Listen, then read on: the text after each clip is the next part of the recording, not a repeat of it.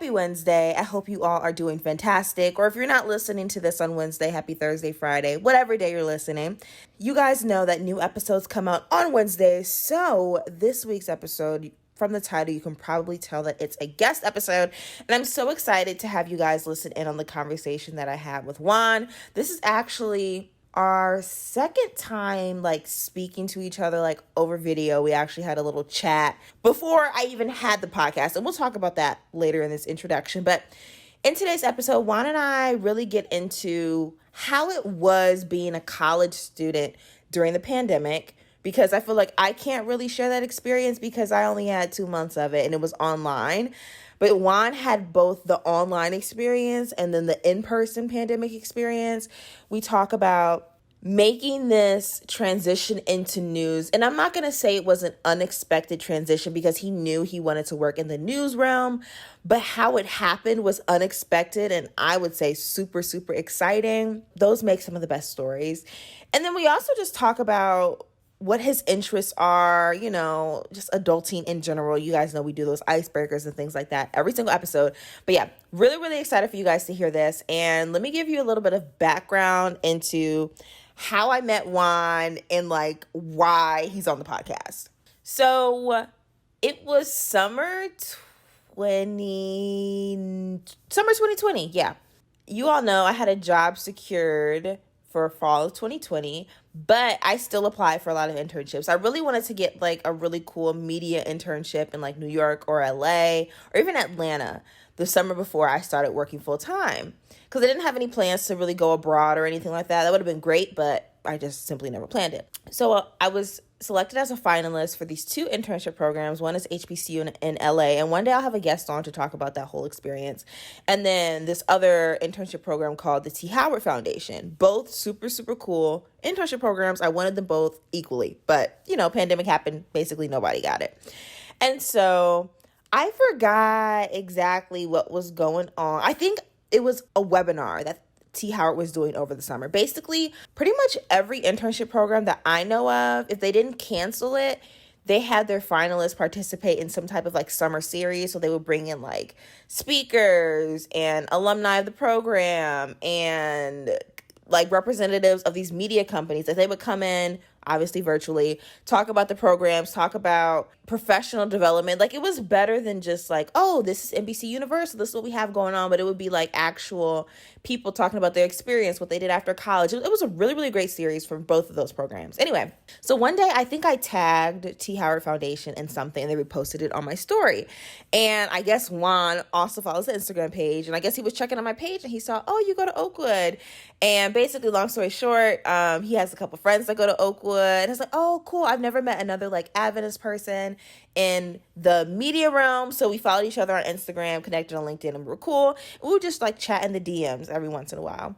And so one day he reached out and he was like, hey, we should do a call. I'm like, I'm so down. He was still in college. I had already graduated. So we set up a call. We just chatted about my career experience. I was asking him what he wants to do and just gave each other some advice. And yeah, it was really, really cool. That was the first time that I really connected with someone, quote unquote, random, but Juan was really, really cool to talk with. And from that day, we would still talk over the DMs, share opportunities and stuff like that.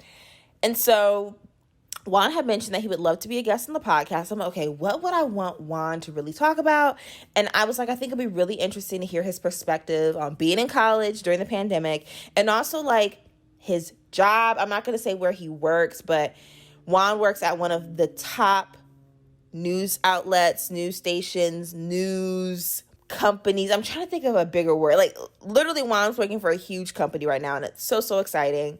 And you'll probably get an idea of what company it is during the interview, but I just was so excited when we were able to put a date and a time on the calendar. So yeah. But before we get into the interview, just a little bit of background into who Juan is, what he enjoys. So Juan is a Panamanian and Filipino American who recently graduated from Tulane College in 2021. By the way, guys, it's crazy that graduation season is coming up. Class of 2022, they're literally graduating in a few weeks. Crazy. Anyway, he's currently working in broadcast news, and he's actually in a cohort. I don't remember if it's rotational. He mentions it in the episode, but he's like in a cohort, like recent graduate program, which again, I think those are the best programs. If you guys can apply and get into one of those, I think that experience is like invaluable. Like it's next level. Anyway, he currently lives in Washington, D.C., and he spends a lot of his time exploring the D.C. area. He loves to eat, sing, and go to Broadway musicals. And we actually talk about our love for food on the podcast. We actually have a mutual chef that we both love. In his free time, Juan loves doing karaoke and learning new languages. And Juan says that the best part of adulting is the new experiences and the personal growth that comes along with it. I definitely agree. But then the worst part of adulting, and we all are going to experience this multiple times, I'm sure, especially in our 20s and probably just in life in general. But the worst part of adulting is, in his experience, is feeling overwhelmed and lost at times. And totally agree with that. I think feeling overwhelmed and lost in college is one thing, but like when you're supposed to be out on your own in the world, it hits different. Like it hits worse than it did in college. But I'm excited for you guys to get to know Juan, and I hope that you all enjoy hearing about his story, his background, and where he is now. If you guys want to connect more with Juan, I will have his social media links down below in the comments. And also, I would say if you want any advice, if you're someone that wants to work in news, I think Juan is a great person to talk to, so you can chat with him. And I forgot to mention this, but actually Juan is who put me on to Starla Sampaco. You guys know I did an episode with her. I think that was season 2. He reposted something that Starla was doing. I checked out her page. Long story short, now Starla and I are colleagues. So I thought that was really, really funny. Hopefully I use colleagues correctly.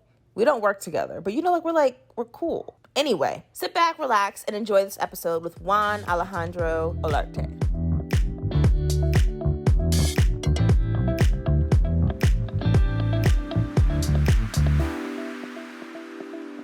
All right, season 3 listeners of Graduated and Grown. I'm so excited to have a guest who's also a listener. I thought that was like really, really cool. Everyone, please give a round of applause in your cars or in your bedrooms for Juan. Juan, thank you so much for coming on the podcast. Oh, thank you, Ariane. I was just telling Ariane right before we got started, like, I love every single one of her episodes. I listen to this podcast, like, when I go work out, like, when I go walk on the street. Like, I'm so excited to be here.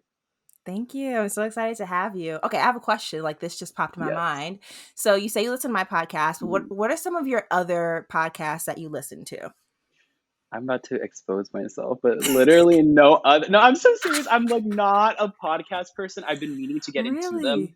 But it's just I don't know. So if you have any recs, but like yours is the only one that I've been listening to consistently, just because I'm like, oh, okay, like I know Ariane, and like I think a lot of the topics that you talk about, like, of course, are very relatable to me as like a young professional. And I don't know, I really like your podcast. So if you have any podcast recs, though, I'm happy to hear them. Now I'm about to go look, like, what are some really good ones? Okay, I think since you're working in news, I feel like you have to listen to The Daily. I know The this is Daily. like probably competition, but The Daily's really good. I've heard them on and off. I mean, I think they're pretty cool. I mean, just like, I don't know, for whatever reason, like it's been hard for me to get into podcasts, which I don't know why, because I definitely have time like when I'm walking or like commuting, you know what I mean? But yeah, so far I haven't really gotten into them as much. So I'm definitely going to try to re-listen to that one. And every episode isn't interesting. I will say that I don't listen to majority of the episodes, but if there's something like really, really interesting, I'm like, okay, I got to hear what my guy is saying about this. Right. Actually, I'll send you some later because I need to look through these.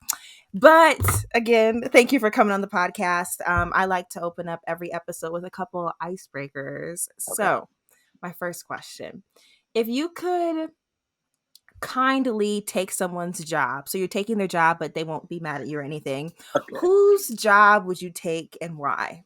Okay, this is a tough question because my thing is I have lots of different interests, even like outside of the news industry.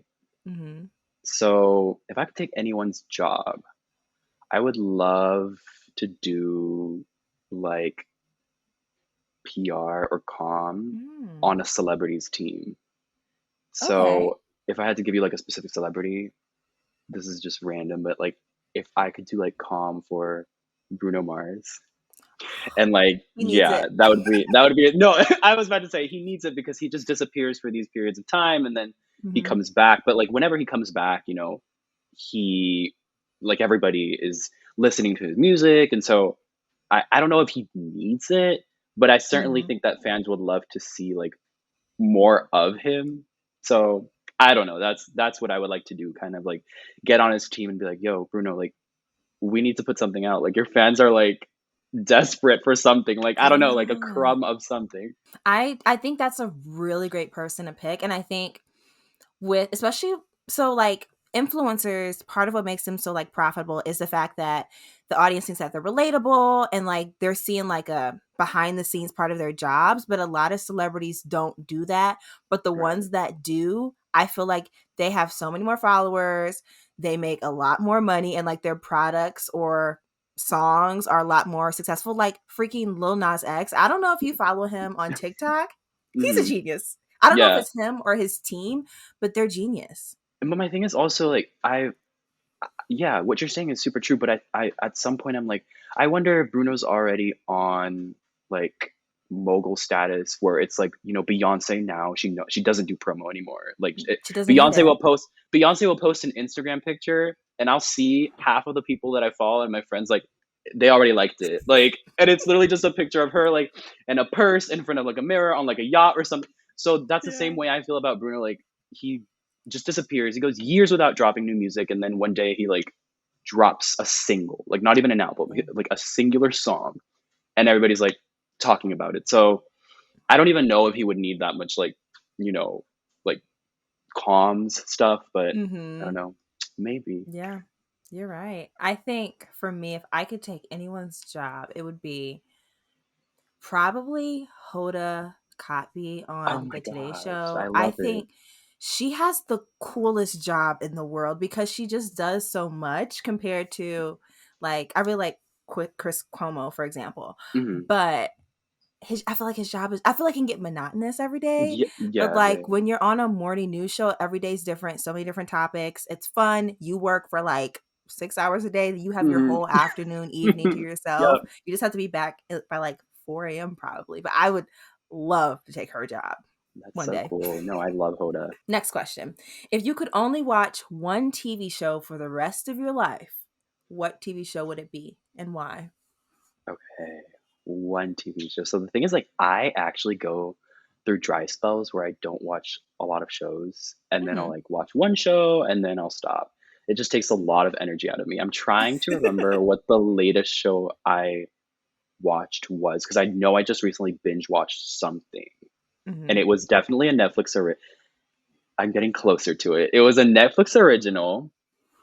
I don't quite remember which one it was. Oh my gosh, it's on the tip of my tongue. I'm Was it like so super sorry. recent, like in the last like Yeah, three it weeks? was recent, like in the last month. I binge Squid watched this Games? entire. Why did I forget? That's the most popular thing out there, and I'm like, forget. Yes, it was that. And the thing is, okay, the only reason I started it was like I'm not hard to please, so Mhm. everyone was talking about it. So I was like, you know what? Why not? Like I'm gonna Mhm. try it out, and I was hooked. Like I was hooked. I know there's differing opinions. Like I know some people. I had a friend who was like, was it entertaining? Yes, but I think it wasn't good. And I was like, I think you're just saying that Interesting. because it's popular. And I was like, I think it's popular and it's good. So it had me hooked and I loved it. Yeah. The ending was like a twist ending. Like, I think it was a solid show. So to answer your question, it would be Squid Game. I don't know why I forgot about it, but it's Squid Game. I loved Squid Game. I thought it was really, really good. Everyone was talking about it on Twitter, and I'm like, Mm-hmm. okay, like normally I don't follow the hype when things come out. Like even when Mm-hmm. like new music comes out, I'm like, okay, I'll listen Mm-hmm. to it when I listen to it. But I'm Mm-hmm. like, okay, they're talking about this show. Like I love stuff with twists and turns and like a little bit of mystery. So I saw like a lot of like shocked reactions. So I'm like, okay, like let me go check it out. So me and my boyfriend, we binge watched it in like 3 or 4 days. And I'm like, I need season two today. Like it was And so good. I, that's I the love thing. I stuff don't like even. that. Do you think there will be a season two? Like, I know I haven't really They been confirmed following. Like, it. they confirmed it. Okay, then I'm Hmm. excited to see like where they're gonna take it because I'm like, after this ending, I was like, what could you possibly expand on? But you know, I don't know. I think they'll find a way, and I will be watching. So Yes. Okay, next question. So I did a little snooping and I noticed okay, the other day that you and I follow one of the best social media chefs in the okay. game. Oh Matter of my god, fact, hold on. Okay. You and I both follow my king, Joshua stop! Wiseman. So my question is, what is your go-to favorite meal? Like if you had to like make a meal for a group of people, like what's your go-to? What are you a professional chef at? So let me preface this by saying, like, I suck at cooking, like, Oh, and I don't like it. So it's just like I suck and I don't like it. So okay. I will do it for like survival purposes, and it will be like the easiest, simplest meals. Like it'll be like frozen veggies, chicken Hmm. breast. But the one thing that I'm actually making it tonight for one of my friends because she had it last week and Uh-oh. she was like, "Can you make it again?" Like it was so good. It's this really unhealthy family recipe, and it's salmon, Ooh. and it's baked salmon, but it's you mix mayo and soy sauce. That's why I said it's unhealthy. Like it, Hmm. no, and you bake it in the oven until it's golden brown, and then you take Wow. it out, and oh, it's so yummy. Like I don't That even know like sounds good. what who created this. It doesn't even have Uh-huh. a name. I just know my grandma has been making it for us, and then my Hmm. dad, and now I make it for my friends, and they're like, "What the heck? This is so good!" So that's literally what You I'm know about what? to go cook after I hop off this podcast. But you want to know what's funny though? So you Yeah. said salmon, Hmm. mayo, and soy sauce, right? Hmm. Are you on TikTok a lot? Yes. So I know Okay. yeah, I know you're about to bring You, up Emily Marie. Yeah. I'm Yep. like, No. So it's similar, but it's not like you know how she breaks the salmon down, yeah, yeah, yeah. right? Mm-hmm. No, this is like you get like a whole salmon, and all you're doing Mm-hmm. is you're mixing the soy sauce and the mayo in like a separate bowl, and then you're Putting it putting on that on top. the salmon, and then you're just putting in the salmon to Mm. get like you Okay. bake it. Yeah. That sounds good. I love, honestly, salmon, anything. I love it. Like, Me too. I I love would probably salmon. even like non-seasoned salmon, to be honest. It's just like always so good. So good. No, I love salmon. Yeah. Okay. That's a good dish. Okay. So thank you for answering those icebreaker questions. I think that definitely helped me and the listeners get to know you a little bit better. For sure. And again, a question that I always like to ask. Mhm. Can you tell us a little bit about yourself? This isn't a job Yes. interview, obviously, but like tell us like who is Mhm. Juan? What do you do? What's your background? All that Yes. great stuff. For sure. For sure. All right. So my name is Juan. I just recently graduated in May of 2021. I is that like 4 5 months ago, maybe even less. Um, Something like that, yeah. I graduated in May of 2021, so I'm class of 2021. Um, I went to school in New Orleans, and now I live in DC. I've been here for 2 months. I work in news. I won't say the name, but like if you Google me, like you, you're Google gonna me. find out where I work. Like you literally just plug my name into Google, and you'll find out where I work. Um, I'm originally from Panama City, Panama, um, and I'm also Filipino American. And I've always loved telling stories, just talking to people, communicating. And I think that's what pushed me to kind of want to try out journalism. And I'm just super lucky that that's the door that opened for me right out of college. That's awesome. Okay, so you said that you're from Panama City. Hmm. We're like, is your family in Panama City right now, or are Yes. you got Yeah. Like okay, okay. they currently live in Panama City. So what inspired you to go to Tulane all the way in New Orleans? Yeah. So honestly, I mean, I always knew I was going to go to college in the US because my dad's American. And so every summer we would go back to visit like family and I would see my cousins. But I had never lived in the US, barring maybe when I was a baby. I Hmm. grew up in Panama. So my experience with the US was just, you know, my grandma's house or visiting my cousins. And they're all spread out across the US. When it came time to apply for college, I didn't have a preference in regard to number one, geographically, where in the US I wanted to be, and number two, Hmm. what school. I didn't have a dream school. I knew maybe a little bit. about the kind of majors that I wanted to explore. At the time, I knew that I wanted to go to a school that had a comm program. Mm-hmm. So I was looking at schools that, you know, had good comm programs, but at the end, it just happened to be Tulane in New Orleans. And it's so funny because we had only been to New Orleans once before Mm-hmm. on like a family vacation. And during that family vacation, we never got the chance to visit Tulane. We just passed by it briefly in the streetcar and it was raining. And my dad just made this comment. He was like, "Oh, like there's a university there. That's Tulane." And then that's the university I ended up going to. So, Mm-hmm. That's crazy. Wow. Nice. So you went to Tulane for college. So your entire how was your freshman mhm, and I guess junior year, because the pandemic happened second semester of mhm, or I'm sorry, freshman and sophomore year. So how mhm. were your freshman and sophomore year? And then we'll get into your junior and senior year a little bit Yeah. later. Okay. Well, actually, my freshman and sophomore years were pretty good. Even like, we can talk about this later, but like, I even got the chance to study abroad my first semester of my junior Nice. year. Mm-hmm. But I mean, it was definitely transition. Essentially, I was an international student, basically, even though like I'm American and I, like I don't feel like a fish out of water in the US because it's, you know, my dad's American and like I would come visit in the summer. Once I was living there and I was out of Panama City, it was definitely transition. I was like, I miss the Mm-hmm. food, I miss my friends. But I think to some degree, even kids from like a state away, like kids from Texas, like that was happening to them too.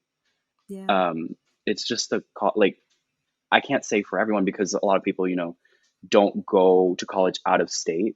But I think people who do go to college out of state, like I feel like everybody always has a little bit of homesickness, and there's definitely this transitionary period. But I got through it, and then freshman and sophomore year were super fun. Um, I think it was just like your typical like college experience where you're trying out new Mm-hmm. things and like finding out who you want to be and learning a little bit more about yourself as you go. Mm-hmm. Awesome. So you said you studied abroad your Hmm. first semester of junior year. So where'd Oh you my gosh, go? it was Why heavenly. I did was you out go? I don't here. even want to say why, because of course No, you yeah, go because it's an amazing experience, but like give us all the deets. yeah. No, okay. Actually, I went to Prague. Mm-hmm. Nice. I looking back, I'm very grateful because had I put it off one semester, I would have been sent home from Prague during the pandemic, Yeah. and I would have paid all this money to not have the study abroad experience. Mm-hmm. So I went to Prague. Honestly, the reason why I did it, I always knew I wanted to study abroad, but I didn't know exactly where I wanted to go, and it was between Singapore and Prague. But Interesting. yeah, it was between Singapore and Prague, so nothing, they're not similar at all. Yeah. It ended up boiling down to class credit things. I think it was a little bit harder for me to get all the classes that I needed while I was in Singapore if I had chosen to go there. So I was like, I'm just going to go to Prague where I know that my classes will be approved when I come back.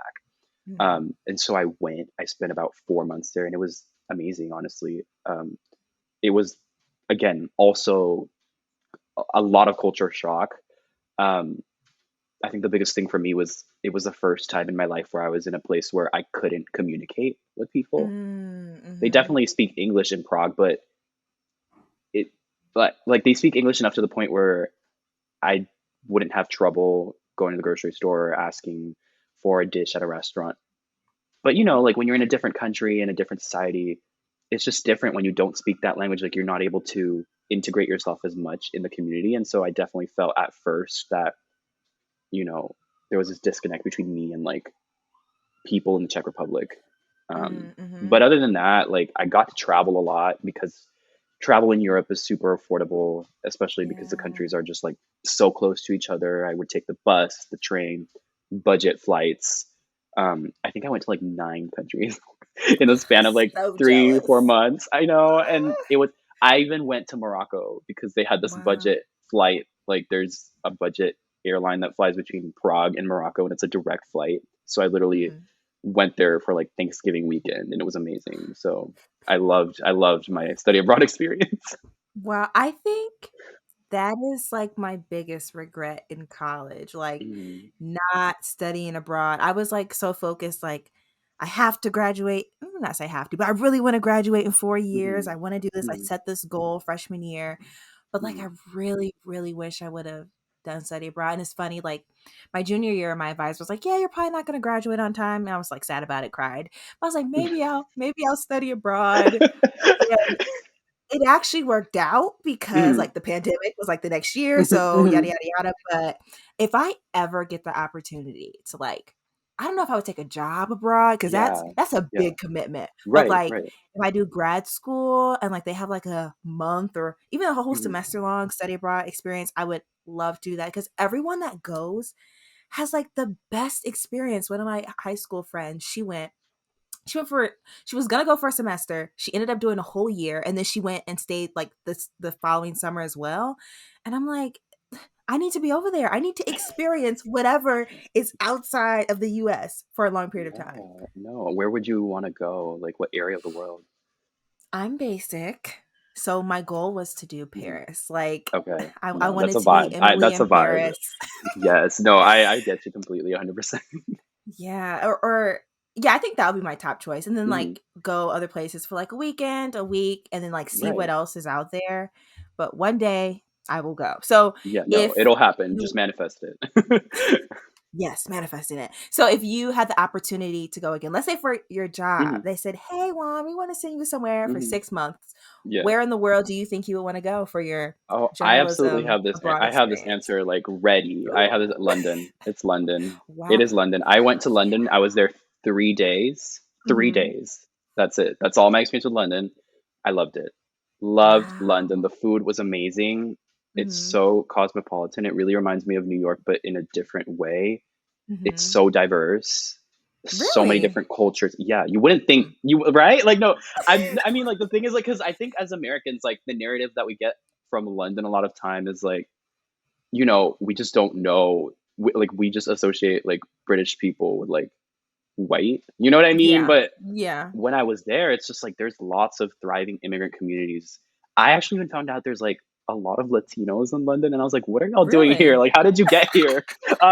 And it's so funny because like they have like you know like British accents when they speak English, and then they'll Mhm. just like switch over into Spanish, and they'll have their like Wow. accents from the different countries, and I'm like, this is mind blowing to me. That's so cool. So London, I would definitely go to London.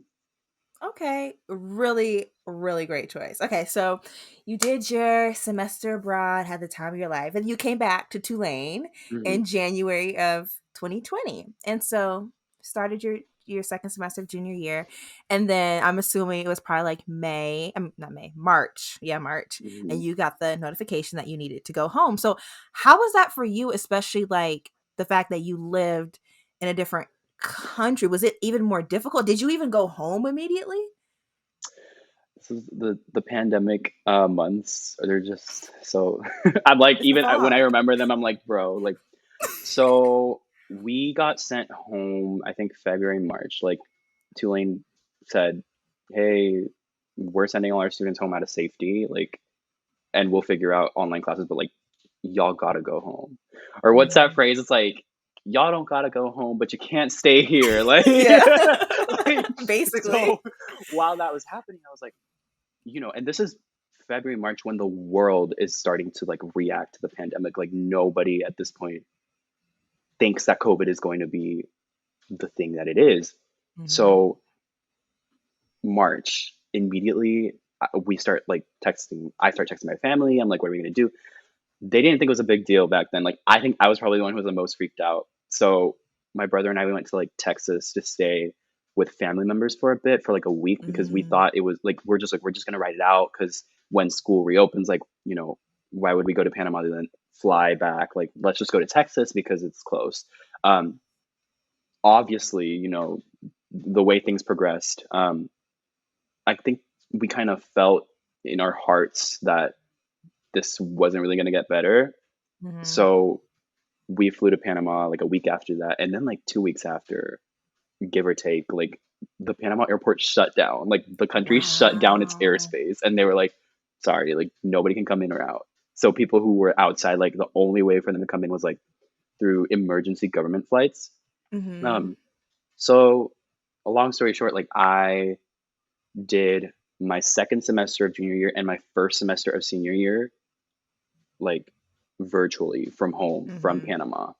Um, Wow. so Zoom classes, yeah, it was, I mean, and when you add that up, it's essentially like almost, not almost, it is a full year that I didn't have like an in-person college experience. So Yeah. essentially I'm like, I only had 3 years of in person, kind of, or even something like that. But I was doing classes from Panama, and it was hard because, like I told you, there were 3 months in 2019 where I traveled to 10 different countries in a span of 3 months, and then fast forward to 2020, like I felt like I clearly remember thinking, oh, 3 months have passed since I've been home, and I've literally not left the house. Like Mm-hmm. because we were being very cautious. Like we weren't seeing people outside of our family bubble. We were just at home. Like we were getting groceries. Like we were using just like the grocery delivery service. Mm-hmm. Um, and also Panama had very strict like quarantine measures. Like you couldn't go out unless it was your allotted time. So Wow. it was, I've yeah, it heard was, about that. yeah, Interesting. no, it was intense. And that lasted like 8 months. So I don't know how I did it, but it was just a period of time where for 8 months, the only people I saw were my family. Like, Mm-hmm. yeah. So imagine going from, your junior year where you just got back from abroad and you're so excited because it's your second semester and like senior year is so close to this. Like at the Yeah. time, that was devastating. And like thinking back to that time, it's not funny, but it is. Like nobody really thought it was a big deal in January and February. Like my friends and I, we went on a cruise. Our cruise actually was out of New Hmm. Orleans, so maybe I passed Hmm. you. But like we went on the cruise, and one of my friends, she was like, "I don't think we should go Hmm. because of COVID," and she has like Hmm. family members in the health and like medicine space, and they were Hmm. kind of like, "I don't know if you guys should go," but like I'm like, "It's gonna be okay. Like Yeah, everything's yeah, gonna be yeah. good. It's just a cruise." Hmm. And then like I remember we went on the cruise like early March, got back to school that next week, and then we were at AY, and we got an email saying that, just letting you know, it was like a couple people, I think it was like three couples, they got COVID and they were on our cruise ship. So they were like, if you have Yeah, any yeah, symptoms, let us know. And I remember like earlier that week, I felt like I was coming down with something, but I feel like it was mind over matter, yeah. to be honest. But like, it's just so crazy how we were not taking it seriously. Like, a lot of Mhm. people thought it was just going to be like a month, 2 months, but who would have thought we would be nearly 2 years into this thing? Like, December will make 2 years. That's And crazy. like that's crazy. And the part of it is like we're not even done with it. I'm just like it. Like Arion, when I think about the fact that history is forever changed, as Yeah. in like before COVID and after COVID, like that, I think for everyone at this point who's alive, I mean, not like young kids who can't form memories, but even kids who can form memories, like I think it's something that's always going to stay with us. You're going to remember what it was like before, what it was like during, and then I'm not going to use the word after because we're still going through it, but like what it's like now when we have Yeah. a vaccine and things are getting relatively better. It's just wild to me because we're literally living history. I know. And that's crazy because I feel like we're like millennial. We're Gen Z technically on Hmm. paper, but I feel like those of us that are like 22 to 24, Hmm. we like grew up with technology, but then we didn't at the same time. But like we haven't lived through a lot of No, yeah, we history. haven't been, and that's what I would like. I think the last thing before this that people would always reference was definitely 9/11. Yes. I was 3, so I Three. don't, you know what I I mean? was Like I don't 4. have I don't know. a memory, and it's interesting because I mean when you think about it, like you know your grandparents, my grandparents, your parents, my parents, like for example, my grandparents, like they were alive during you know the Vietnam War, Hmm. segregation, like so they have memories of those things. Like, I don't have memories of segregation. There haven't been Yeah. any, I mean, there have been wars in my lifetime, but like no like It's world different. wars. You know what I mean? Like, so I feel like for me, if I'm honestly, speaking, like the pandemic is the one thing that during my lifetime so far, like I'm only 22, that I feel is like, wow, like, this is like major. Yeah. Yeah. Crazy, crazy. And like I've been trying to like document things. So like for example, I got it like an N95 mask last year and I was Mhm. like, I have to keep this because I Oh have my to show gosh. it to my No, kids. And I no, you just know threw what? it away. When I was flying back to Panama in March, when it was just like my parents were like, guys, you need to get home somehow. Like we were just rushing. I kept my boarding pass because I was Wow. like, I That's felt it in good. my heart. I was like, I feel like this is one of the last times that I'm going to be on a plane for a minute. So Mm, I kept that boarding pass. And to this day, like I have it and it says like it was two boarding passes. So it was Texas to Miami, Miami, Panama. And I mm, kept it. And even now when it's just like it hasn't been that long since then, but the world just feels so different now. And I look at that boarding pass and I'm like just seeing it, I'm like, this boarding pass just brings back feelings of like fear, uncertainty, anxiety. And it's just mm. wild. Yeah, yeah. It's crazy. And like one day, like you're gonna show like family members, kids and stuff like this boarding pass right here, even though it's like Hmm. faded and you can't see much, this is like represents so much. But I want to move on. So Hmm. because we don't want it to be super sad, but you spent most of your Hmm. second semester of junior year and then first semester of senior year virtually. Hmm. So you came back, I guess that was early this year, January of Hmm. 2021. Did you want to come back? Did you have to come back? And then like Yeah. how was that experience of like finally being back on campus after a year? Yeah. So there's a reason for that. It all flows into like what I ended up doing right now in my career. But December 2020 is when I found out I got the internship with blank, blank, blank. Google me, guys. You'll find it. You'll find it. Um, and I asked, the internship was of course going to be virtual, but I was like, hey, so I'm actually in Panama right now because I'm doing remote classes. Like, am I allowed to do that, or do I need to be based in the U.S.? And so my manager got back to me and she was like, hey, I consulted with HR and like company standard or policies that all our interns are based in the US. So I was like, I'm going Mm. back. You know what I mean? Like I was just like, no, no, no. It was that simple for me. I was like, I'm going Yeah. back. Like I'm not about to be Boo Boo the Fool. I'm not missing out on this decision. If I like, why would I even? Like Uh-huh. no, this is some like Ariana. I feel like in life some opportunities only come around once. And so Yes. I was just like, well, I'm packing my bags. I'm going home. Not home. I'm going back to my roommate. I Hmm. lived off campus. I had one roommate, and I texted her and I was like, I'm going back. Going back, I was so like I still didn't want to be back in person. Um, but my school had reopened, so a lot of classes were in person and a lot of classes were hybrid. I got really lucky because for whatever reason, like it was my last semester of senior year. I got lucky because I was able to make all my classes remote. It just Oh, so happened nice. that the four things I needed had online options. So I didn't have to go to class. Like I Nice. was zooming into class, and then on the days that I didn't have class, I was doing my internship. Like, so I it brought a little bit of like relief to me because I don't think at that point I was ready to start mingling with people again, even though like my university was doing social distancing and they had these temporary classrooms and everybody had to wear masks.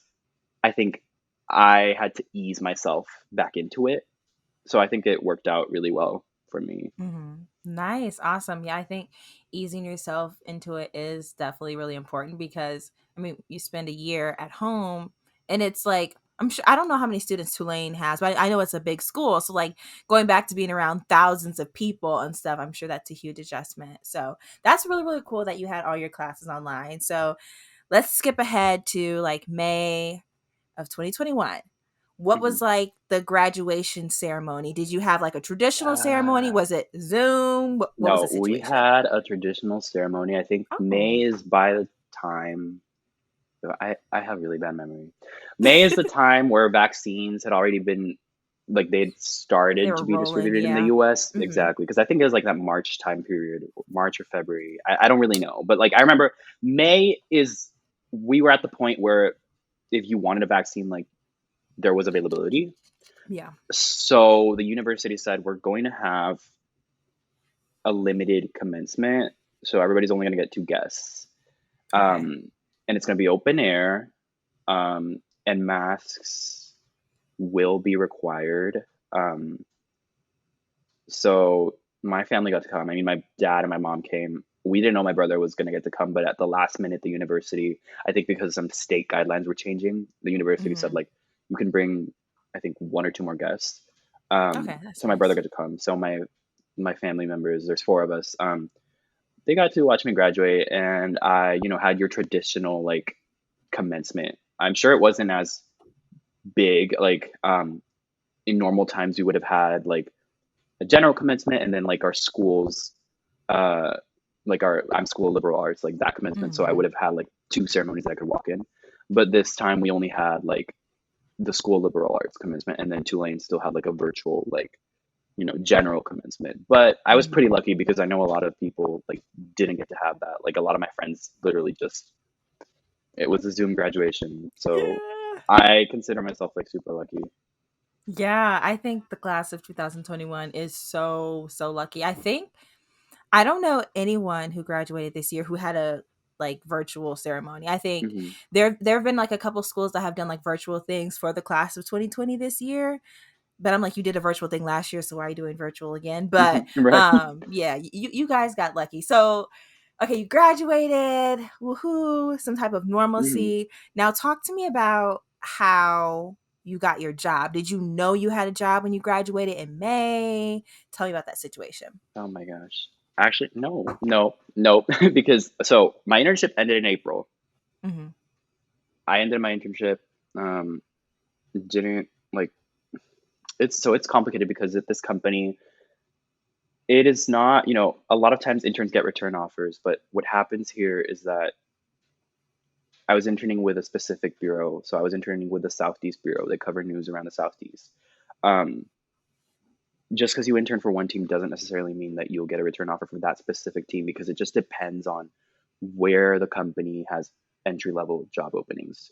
So while we were interns, I do think that our managers and the people running the intern program, they did try to make it so that we were exposed to different teams or recruiters.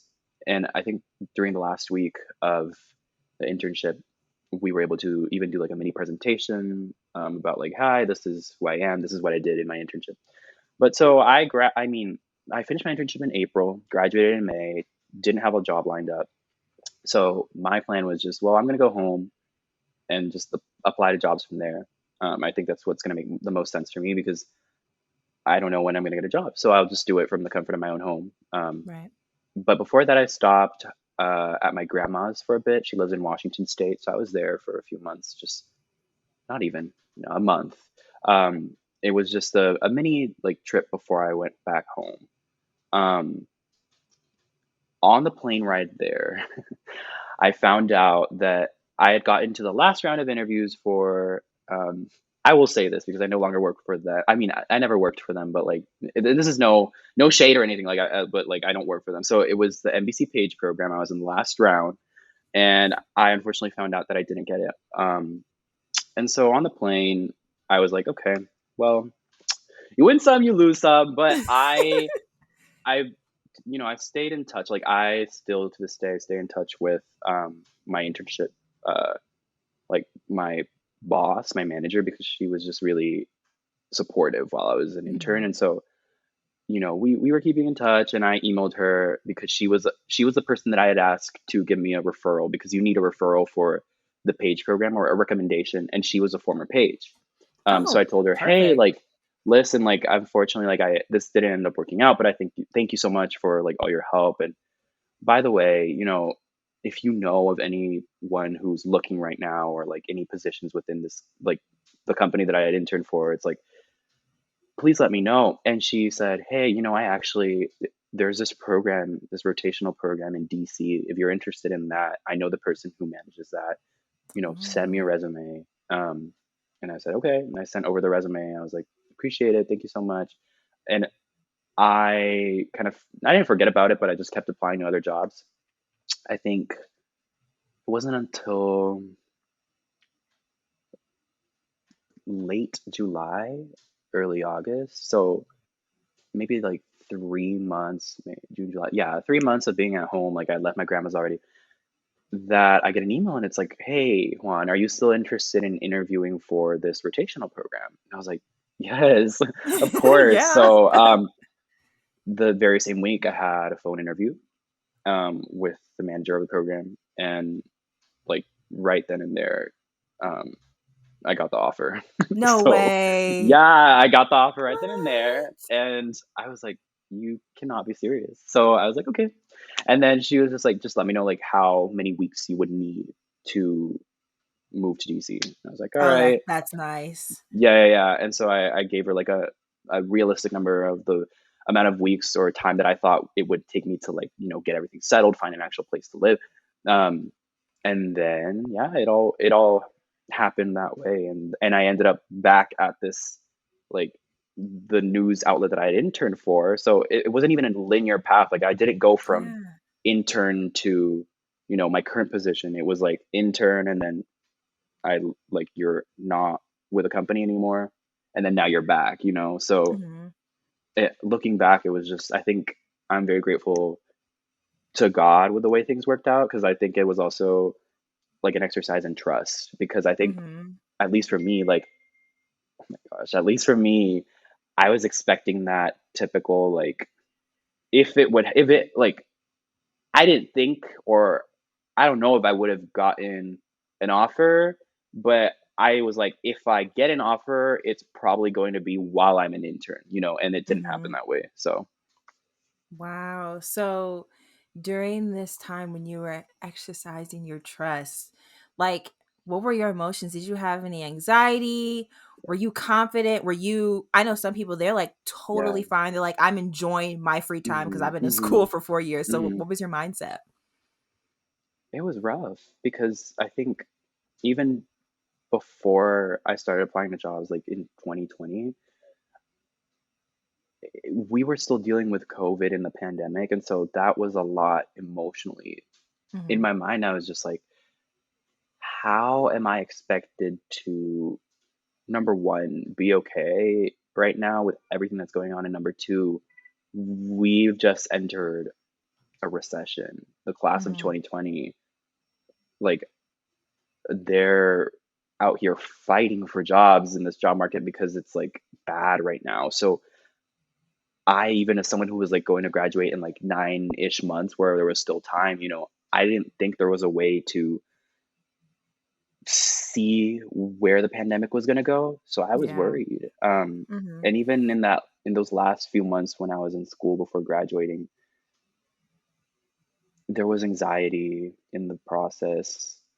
Like anyone who's ever applied to jobs just knows that it's not like a fun process, Yeah. you know, and it's a process that if you aren't careful can cause you to have a lot of self-doubt because you'll start thinking like what's wrong with me that I can't get a job.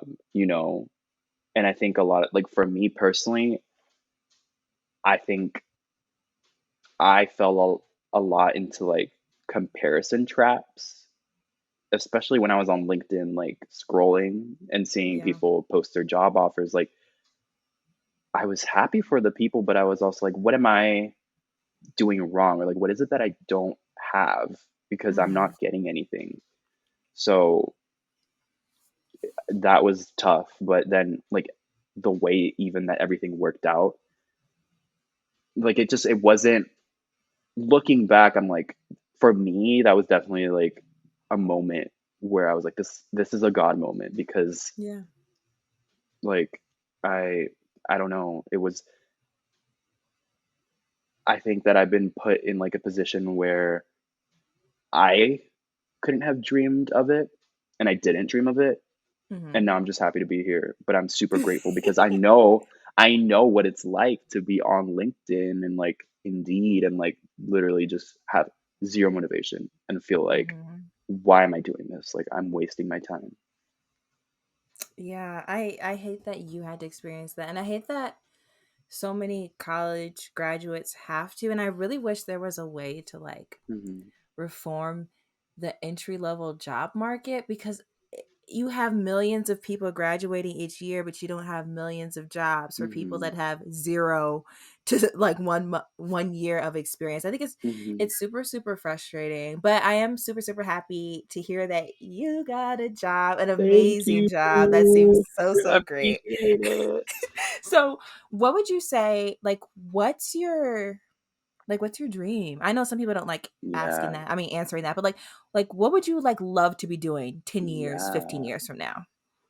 That's the thing is, like I said at the beginning of the podcast, I just have so many interests. So when I even Yeah. start thinking about that, I'm like, all right, well, one pathway that I'd love to do is like, if I stay in news, and I definitely would like to be outside of the US, Hmm. working for like a news outlet covering like stuff that's happening in different places of the world. I think it's very tied to how I grew up and like the international perspective I have. Hmm. But at the same time, I'm also like, but I don't know for sure if I want to stay in news, and not Yeah. even because of anything. It's just I area on like I personally in my mind, when I think of next steps, I want to go back to grad school. I don't know exactly what I want to go for, but I know that I want to go to grad school for something that if I decide to stay in journalism, it'll like enhance my skills and my brand. But if I decide to leave, I'll be able to do it and use it somewhere else. Yeah. Um, I think I am just trying to learn to take things day by day and also plan ahead, but realize that like you can pivot.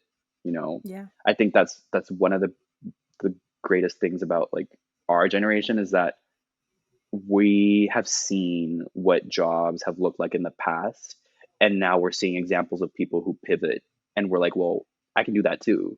You know, Hmm. so it's like, okay, I'm in journalism right now, but that doesn't mean I'm going to be in journalism forever. I might leave journalism, come back. I might stay in journalism and do something on the side. You know what I mean? Like, I think there's just lots of choices. And so that would be like, I think to answer your question, like my dream, I just want to be somewhere in life where I'm not like complacent. That's my one thing. Mm. I think you should never get complacent because you should always be looking toward, that next step. Um, how are you going to feel fulfilled? What does fulfillment mean to you? But like, you know, based on what it means to you, like go find it. Don't feel like you have to stay stuck somewhere because I think that like Yeah. there's always a choice. Yeah, and when you were talking about that, it reminded me of the episode I did with my girl Jordan Woodruff. She's on TikTok and she Hmm. just started doing it for fun. Now homegirl's living in New York working at Barstool. She left Hmm. her Hmm. insurance job to work for a media Hmm. company, and then like a month later she got her dream job at Barstool. Like, she is like the perfect example of not being complacent. If you want something, go for it, and it may involve things that parents are like, no, I want you Hmm. to stay in this traditional, like, Yep. corporate role. But if that's not what you want, Hmm. totally pivot. And I'm all for pivoting. I know, like, we've talked about this before, like the first time that Hmm. we chatted. Like, Yeah. I know I don't see myself in financial services forever. I don't even know if Hmm. I see myself in like marketing forever. I've Hmm. been interested in, like, the other day I was actually looking up, like, what does a publicist do?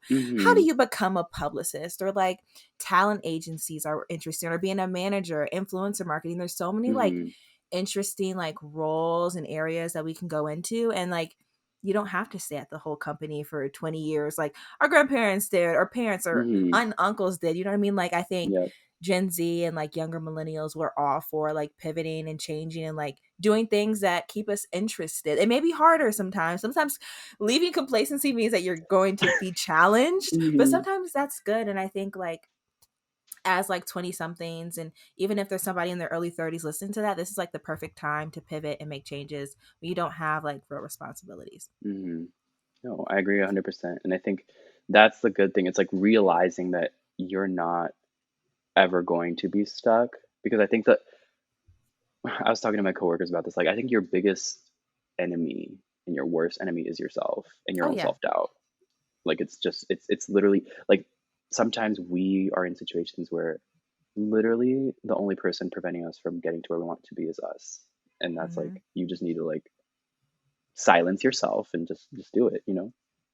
I totally agree. Well, Juan, thank you so much for chatting with me. I have two final Yeah. questions Okay. before I let you go and you make your salmon dish. But so I know you're still new to the news Yes. industry, but you've been Hmm. working for 2 months. So, what advice do you have for someone that wants to like get started in Mm. news? Okay.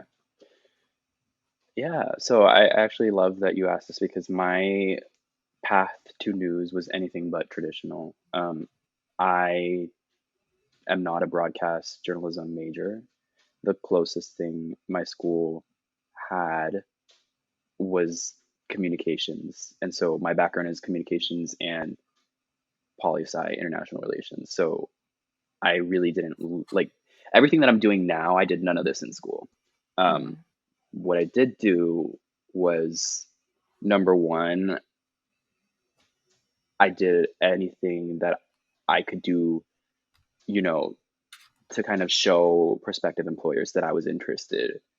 So that meant like for me, like I started my own website, a journalism blog where I focused on stories that I felt, a lot of times not a lot of news organizations cover it. And I wanted to highlight, diverse stories and diverse individuals. And so when I was interviewing for my internship, like the person who hired me, they said, actually, I really like this. I really like that you do this because Hmm. representation matters. And like I didn't think that, I started this blog just because I wanted like it was like a passion project. So I think something else that I would say is you never know where a conversation is going to go to. Like I think, if you have a professor or not even a professor, like if you a family friend, a friend of a friend, of an acquaintance, someone on social media, like somebody who posts on social media and you think they're accessible, just DM them, like, send them a nice DM and say, I really admire you. I like that you do this. Would you be willing to have a short conversation with me? That can get you places. Like, I think a lot of the opportunities that I've gotten in my very short career like literally very short because I'm talking about like as in like January I was an intern.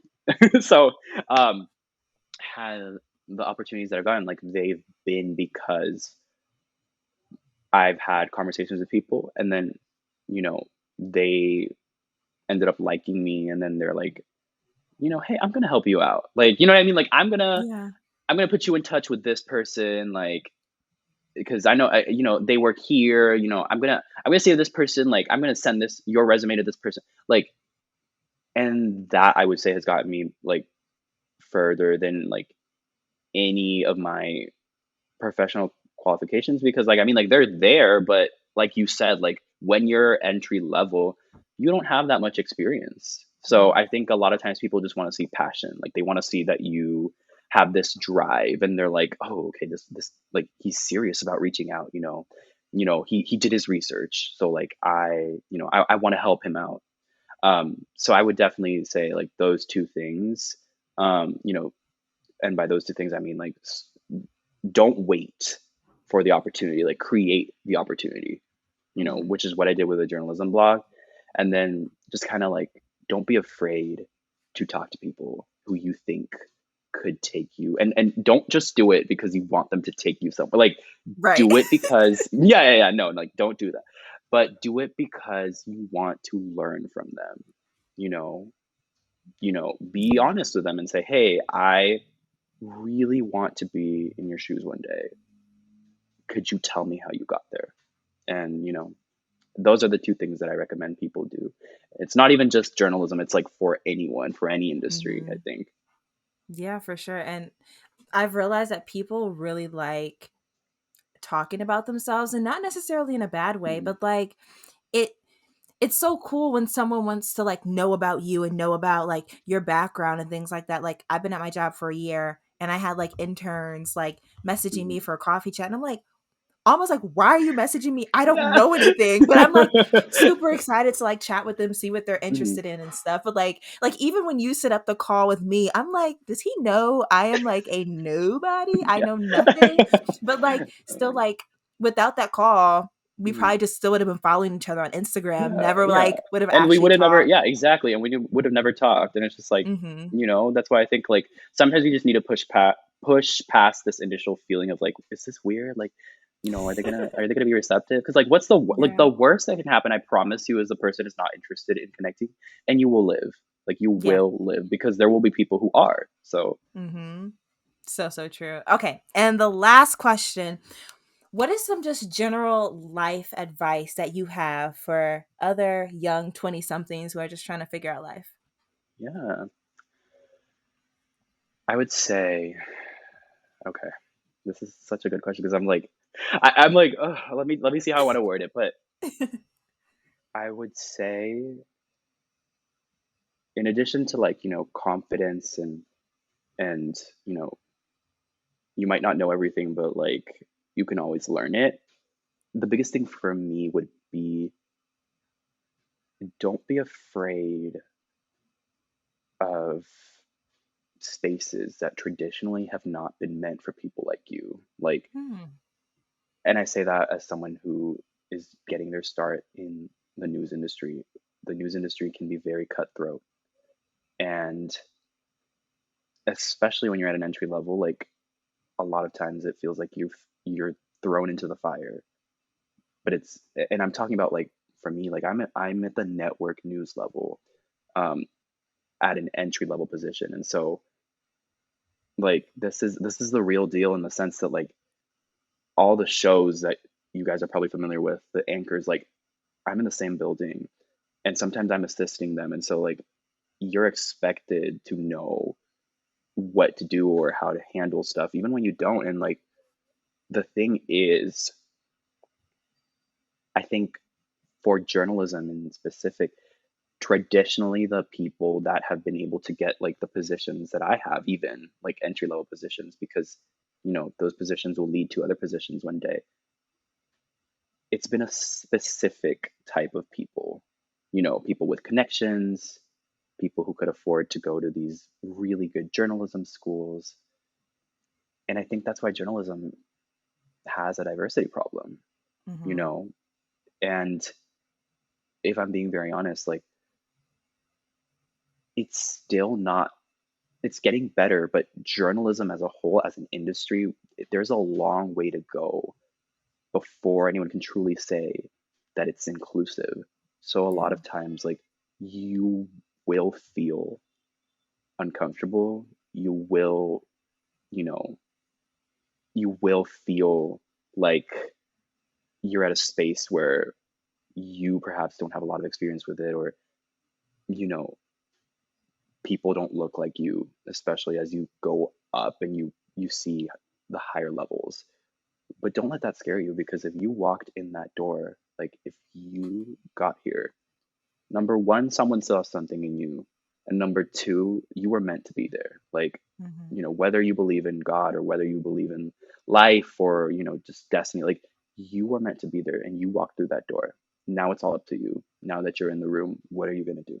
you know so that would be my one piece of advice. Like, don't be afraid when you're in a place where perhaps you feel like you're out of your element, or you don't feel like you have a lot of people that you can relate to. Okay, yeah, like I know that's like it needs to get better for sure. I'm not saying that it doesn't, but you're there and you are part of what's going to make that better, but it's up to you. I agree with that 100%. I was actually listening to a podcast today that was kind of touching on that. And it was just really just telling people to embrace, like when you have a seat at the table or when you're in the room with Hmm. other people that don't look like you, make the most out of that experience and know, even if like others don't make it seem like you're wanted or needed in the room, you are. They just don't know it yet and they'll figure it out soon. So Hmm. Juan, thank you so much for being on the podcast. I really, No, really enjoyed thank this you. conversation. I really enjoyed If this conversation too. yeah, like, this was like really I'm good. It literally was no different. when you like when I hear this podcast, I'm literally gonna be like, oh my gosh, I'm so mind blown because now I'm listening to myself on something that I listen to constantly. So you know, It's gonna be trippy. You're gonna be like, whoa, I didn't know my voice sounded like that. yeah, Yeah. Well, again, thank you. If people want to like follow you in your journey, how yeah, can they connect with you on social media? for sure. Okay. Um, First, let me preface by saying, like, if you are interested in journalism, if you're in college and you want someone to talk to, you can always find me on LinkedIn. My name is Juan. It's long. Juan Alejandro Olarte-Cortes. Also, shoot me a DM on Instagram and feel free to follow me. I like just in your DM, tell me that you're coming from the podcast because I am private, but I will accept you. Just as long as I know, like, hey, I listen. But also feel free to shoot me a DM there for advice. I'm J_Olarte. Um, so I would say that those are the two like social networks that I'm on the most, but definitely like again, feel free to send me an invite to connect LinkedIn or a follow request on Instagram. Well, that's it for this episode with Juan. I hope you all enjoyed it. It was really, really great connecting with Juan actually while I'm editing this episode. I was like, hey, I haven't talked to Juan in a minute.